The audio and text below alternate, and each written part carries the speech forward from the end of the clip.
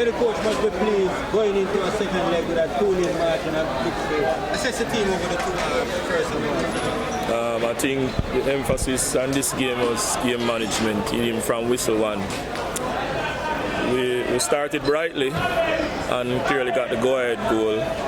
However, I think we conceded midfield after the go-ahead goal. I think Humber Lions basically came forward a lot with numbers. I don't think we responded well to it, and of course we figured that some of the players need to make some kind of an adjustment.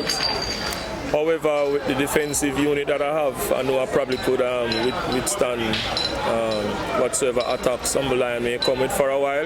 The half-time break came timely, and then we got ourselves reorganized.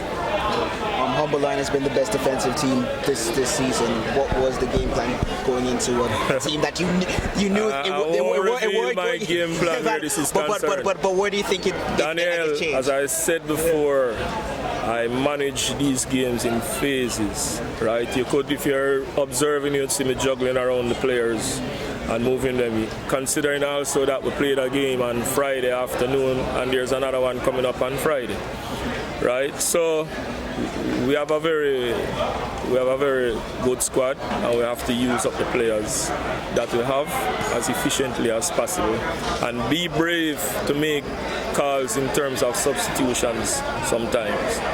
You mentioned the last game, you said that the team, when you're in these type of games and situations, that I think it was after the link-up, that they need to make sure that they're up for the fight in the competition, make sure they have that competitive spirit. Do you feel that this Harbour team is up for it? They have been very, very motivated to defend their title, and of course you saw an exhibition of a lot of fight here today. We are definitely looking forward to defending our title, and it seems as if we're going to do it the extra hard way. If you want to be champions, then this is the stuff that it is made of, and we have to exhibit it week in, week out. How happy are you with two-goal advantage going to the second leg? 2-0 is never usually a very good score line. As you observe, we probably got numerous opportunities to really bury the game, and that for me is concerning. You realize today that 2 defenders were on the score sheet. We would have wanted at least another goal here today, because I think there was a time when we really had them on the ropes and they were getting a little despondent, but we didn't drive that final nail. But it's a 2-goal advantage, and of course in these kind of ties, 2 goals is still a lead. You certainly have to surpass us with 3 goals.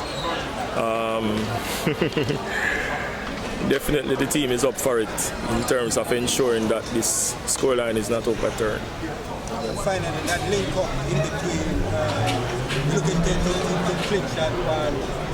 I'm taking it a game at a time. We know it's going to be very difficult against a very good Portmore team. And of course the wear and tear, we have to manage our players over the next couple of days. Hopefully we can insert. There are at least 2 more players who haven't featured as yet, and I hope that we can get them back on the team sheet. Thanks a lot, Coach.